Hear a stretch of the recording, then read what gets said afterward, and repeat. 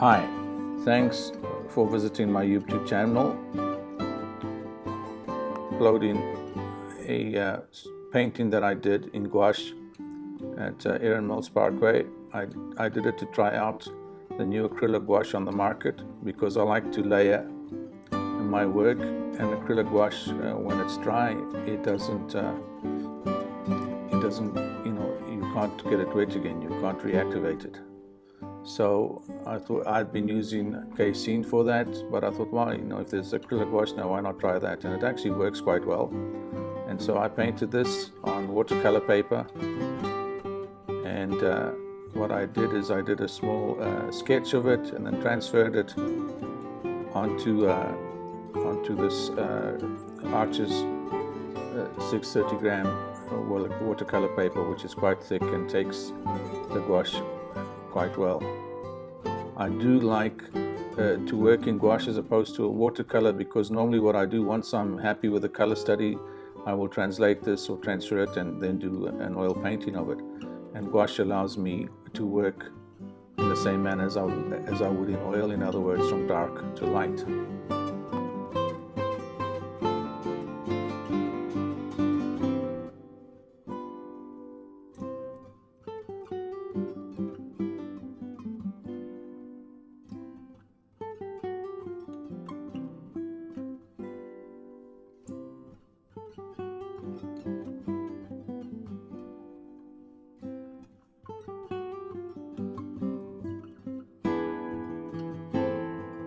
Normally the way that I work is I will go out and look for scenes that I find interesting, and I will then photograph these. I took this shot on a Nikon 1 V3 that I have, which I often carry around with me to do street photography.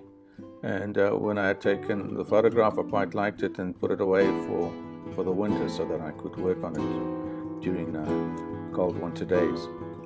So then I transferred it and I began painting this. I've kept my gouache fairly thick, just like oil. Gouache dries very quickly, so what I do is I use a spray bottle and keep my palette wet that way, and I try not to dilute the paint too much. So watch and enjoy. I will do some voiceover as the scenes change. So once over here, you can see now that I've started, I put in the big shapes and I'm starting to work on the smaller areas, and the first layers here are still all acrylic gouache. I had been reluctant to use acrylic gouache because I thought that once it dries, there's nothing you can, it's just fast. But in fact, acrylic gouache you can still manipulate and work on for a few hours before it sets firm. And afterwards, when you use normal gouache on top or another medium, it will allow you, that stays fast, and you don't have to worry about reactivation or bleeding. Your colors getting mixed unless you want that particular effect.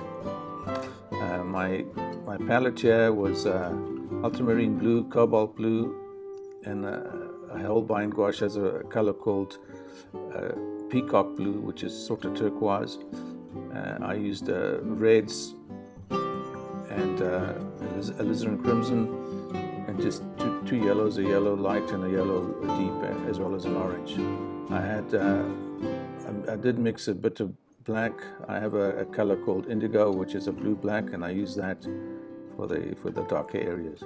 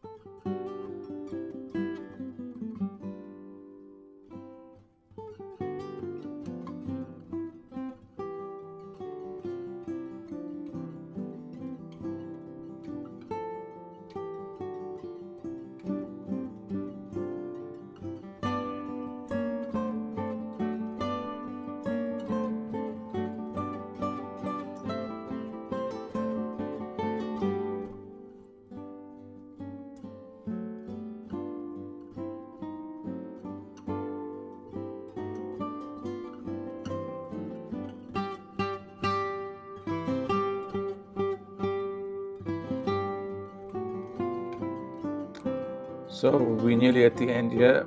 I have put in the highlights using light yellows and pinks, and the painting is a bit abstract, as you will see from the original photograph, but it was, I wanted to play with light. I like to paint in bright primary colors sometimes and not have any muted colors, and I really enjoyed painting this, and I sort of got the effect that I wanted. My focal point is sort of, where is my focal point? I had meant it to be the left top third of the painting, but not some of the, I haven't disguised or softened some of the areas, but this, I painted this over 2 days, and it is meant to be a color study. So eventually, if I do an oil painting of this, I'm aware of of how I have to work on my focal point. Anyway, I hope you enjoyed, and look out for my next video. If you like it, please give me a like, or if you have any comments, as long as they are constructive, I would appreciate them. Otherwise, don't be too negative. Thank you. Have a nice day.